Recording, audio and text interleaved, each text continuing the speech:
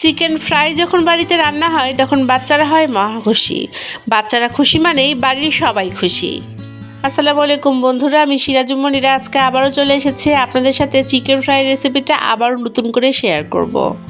Chicken fry করার জন্য আমি এখানে নিয়ে নিয়েছি চিকেনগুলো আমি এখন মেরিনেট করে রাখবো, সেজন্য সব মশলাগুলো মাখিয়ে রাখবো। এখানে আমি হাড় ও গোশত সহ গোশত নিয়েছি, আর মুরগির বুকের অংশ কিছুটা নিয়েছি, আর নিয়েছি পায়ের অংশ।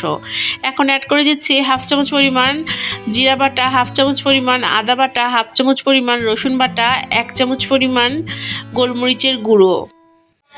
তারপরে অ্যাড করে দিচ্ছি 1 চামচ পরিমাণ সয়া সস, স্বাদ মতো লবণ।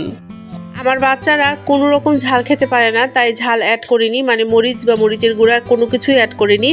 আমি অ্যাড করে দিচ্ছি টেস্টিং সল্ট। নুডলসের ভিতরে যে টেস্টিং সল্টের মশলা থাকে সেই একটা প্যাকেটের মশলাই আমি এখানে ব্যবহার করেছি। সব কিছু এখন মাখিয়ে রেখে দিচ্ছি, আর তারপরে অ্যাড করে দিব একটা ডিম। এর সাথে অ্যাড করব 4 টেবিল চামচ পরিমাণ কর্নফ্লাওয়ারের গুঁড়া। সবগুলো উপকরণ ভালোভাবে মাখিয়ে আমি 15 মিনিট মতো একটু রেখে দিচ্ছি।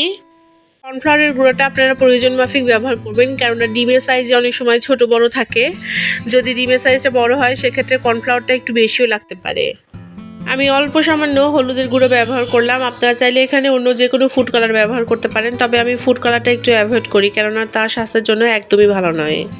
আমি প্যানে তেল গরম করে নিয়েছি, আর এখন একে একে আমার ফ্রাইগুলো ছেড়ে দিব। চিকেন ফ্রাইয়ের সাথে আমি কয়েকটা আলু একটু ফ্রাই করে নিয়েছি। এরকম আলু ফ্রাই করে দিলে আমার বাচ্চারা খেতে অনেক পছন্দ করে, তাই আমি চিকেনের সাথে আলু কয়েকটা ফ্রাই করে নিলাম। এখন নতুন আলু বাজারে অনেক অ্যাভেলেবল, আর নতুন আলু কিন্তু খুব দ্রুত সেদ্ধ হয়ে যায়, তাই আমি আলাদা করে সেদ্ধ করে নিয়ে নিই, সরাসরি ব্যাটারে ডুবিয়ে ভেজে নিয়েছি। খুবই মৃদু আঁচে আমি সবগুলো চিকেন ভেজে নিচ্ছি। মৃদু আঁচে ভাজতে হবে, কেননা যদি আমরা বেশি হাই হিটে ভাজি তাহলে উপরে কালার চলে আসবে, কিন্তু ভেতরের অংশটা কাঁচা থেকে যাবে। গোল্ডেন ব্রাউন কালার হয়ে গেলেই আমি সবগুলো ফ্রাইস ছেঁকে উঠিয়ে নিব। তেল ছেঁকে খুব ভালোভাবে উঠিয়ে নিয়ে তারপরে সার্ভ করব। মার্কেটে খুব সহজেই চিকেন ফ্রাই কিনতে পাওয়া যায়, কিন্তু সত্যি কথা বলতে কি জানেন, টাকা দিয়ে আর যাই হোক সুস্বাস্থ্য আর ভালোবাসা এই দুইটা কিনতে পাওয়া যায় না। আর আমি তাই সবসময় চেষ্টা করি আমার বাচ্চাদেরকে হোমমেড খাবার সার্ভ করার জন্য। আমার বাড়িতে চিকেন ফ্রাই ভাজতে দেরি, খেতে কিন্তু দেরি হয় না। আপনার বাড়ির কী অবস্থা অবশ্যই কমেন্টে বলে যাবেন।